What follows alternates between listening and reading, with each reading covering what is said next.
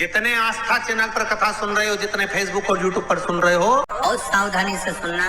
जब जीवन में कहीं समस्या खड़ी हो जाए, कहीं बहुत विकट समस्या है और कोई हल ना मिल रहा हो जाता है जीवन में कोई घड़ी ऐसी आके खड़ी हो जाती है जहाँ पर हमको सोचने के लिए भी समय नहीं।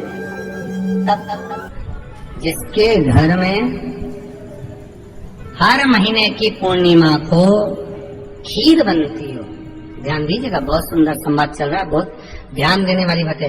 प्रत्येक महीने की पूर्णिमा को जिसके घर में दूध की सामग्री बनती हो, दूध की सामग्री तैयार होती हो, खीर प्रसाद तैयार होता हो, उसके घर में कभी क्लेश नहीं हो सकता। चाहे सास बहू एक दूसरे के सामने होते हैं ना, वो सांप और नेवले की लड़ाई क्यों ना, फिर भी शांति हो जाती है। पर प्रत्येक महीने की पूर्णिमा होना चाहिए। ये नहीं कि तुमने एक महीने की पूर्णिमा पे बना लिया और दूसरे महीने की पूर्णिमा को गायब कर दिया। फिर किसी ने कह दिया आज चूरमा तो बन रहा, दाल बाटी तो बन रही है चूरमे के साथ में, लड्डू बन रहे हैं, तो काय को खीर बना रही हो? तो तुमने अब वो खीर प्रसाद, भगवान थोड़ी ना कहेगा कि तू मेरे पास में आए तो मैं चरण की रज लेकर जा। भगवान थोड़ी ना कहेगा कि मेरे पास में आकर तू ये लेकर जा। भगवान तो कहेगा मेरे पास में आया है, मांगना कुछ मत, बस मुझे जो स्नान कराया है मेरा चरणों तक लेकर जा, छीट दे पूरे घर में, संपदा भरना मेरा काम है। जहां मेरी चरण की रज पहुंच गई वहां संपदा स्वतः पहुंचती, मैं वहां पहुंच जाता तो चरणों तक ले जा। पर लोग ले जाते हैं, पूजन करते, कलश भी उंडेलते, जल भी चढ़ाते, पर आते समय खाली लेकर आ जाते। भगवान को इतना बुरा लगता मेरे दरवाजे से खाली जाए, मुझे कितना बुरा लगेगा।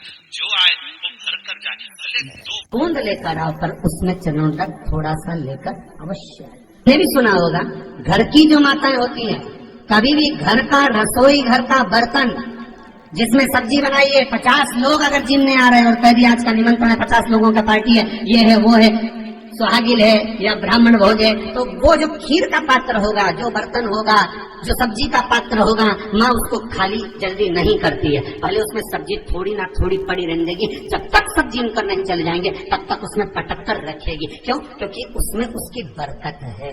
उसी तरह जल चढ़ाने के बाद हम जब लेकर आते हैं पात्र के अंदर, ये उसमें उसकी बरकत है। गर्ग संहिता में दूसरी चीज कही, उसको भी समझ लीजिए।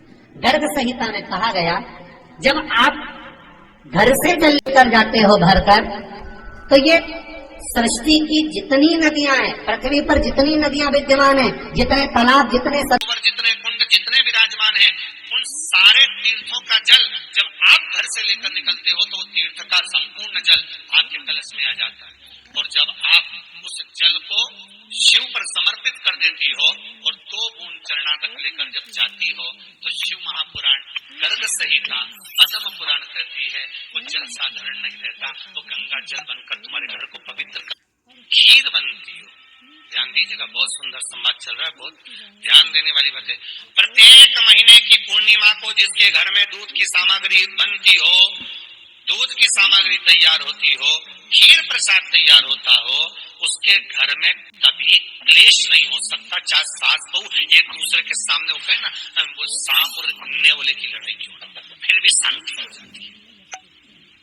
प्रत्येक महीने की पूर्णिमा होना चाहिए। ये नहीं कि तुमने एक महीने की पूर्णिमा पे बना लिया और दूसरे महीने की पूर्णिमा को गायब कर दिया। फिर सालों से कर रही हो, कई माताएं कर रही होंगी पूर्णिमा का व्रत, एक समय फलाहार करती हैं, एक समय भोजन करती हैं। भोजन में खीर का होना जरूरी होता है पूर्णिमा के व्रत में, दूध की सामग्री होना जरूरी होती है पूर्णिमा के व्रत में। 12 महीने की पूर्णिमा करो, मना नहीं है।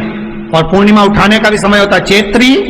चैत्र के महीने की जो पूर्णिमा होती है, चैत्री पूर्णिमा पहली पूर्णिमा मानी जाती है, इसलिए चैत्री पूर्णिमा को सिद्ध पूर्णिमा कहते, कार्य सिद्धात्री पूर्णिमा कहते। सिद्ध करने वाली मनोरथी पूर्णिमा कहते, मनोरथी पूर्णिमा। इसलिए पूर्णिमा का व्रत कहाँ से उठाया जाता है? चैत्र के महीने की पूर्णिमा से पूर्णिमा का व्रत उठाया जाता है कि मैं महीने की पूर्णिमा करूंगी तो चैत्र पूर्णिमा से उसको उठा लिया जाता है। पर उसका एक नियम रहता है, आप फलाहार करें अपनी जगह पर है, पर एक समय भोजन कर रहे हैं वो अपनी जगह, पर भोजन के साथ में मीठे के साथ थोड़ा दूध की सामग्री होना जरूरी होती है।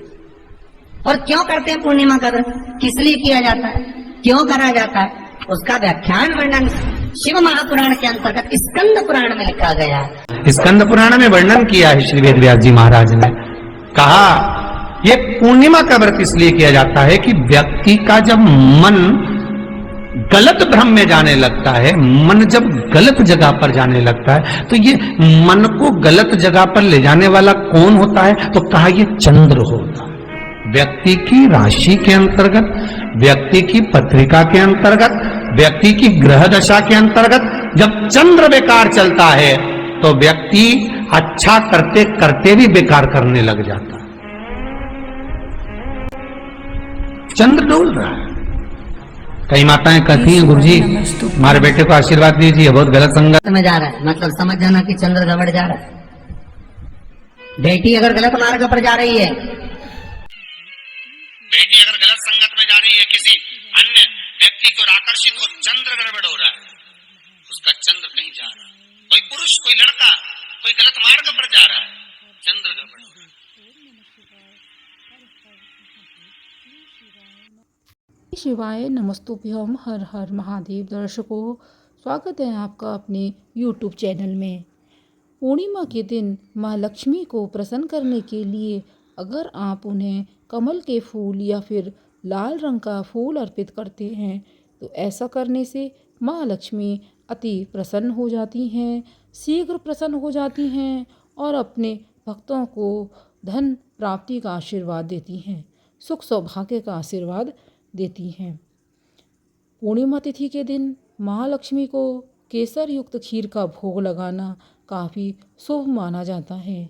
इस दिन माँ लक्ष्मी को अगर आप खीर का भोग लगाते हैं और प्रसाद के रूप में हर किसी को बांट देते हैं तो ऐसा करने से भी माँ लक्ष्मी अति प्रसन्न होती हैं।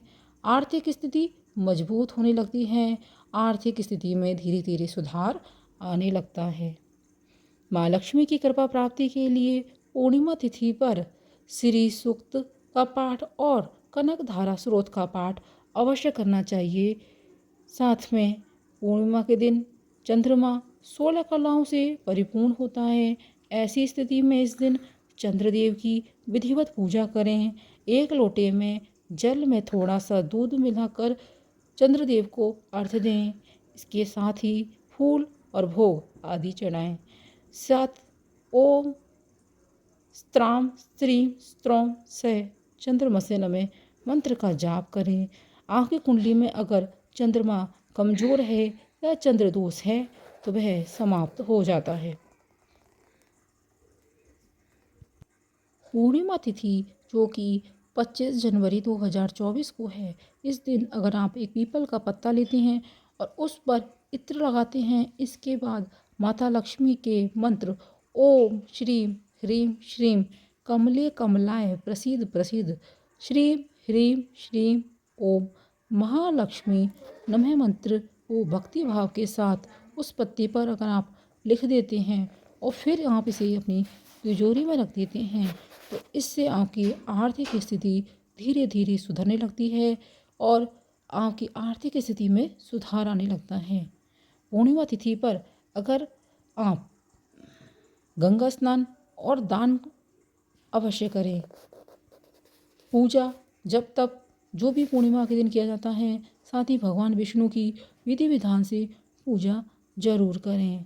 ऐसा कहा जाता है कि जगत के पालनहार भगवान विष्णु की पूजा करने से साधक को जीवन में शुभ फल की प्राप्ति होती है, धन का लाभ मिलता है। तो दोस्तों, इतने सारे जो उपाय हैं पंडित प्रदीप मिश्रा जी ने अपने वीडियो में बताए हैं, आप उनको एक भी अगर आप कर लेंगे तो आपके जीवन से जो भी समस्याएं हैं उनका हमेशा के लिए छुटकारा आपको मिल जाएगा।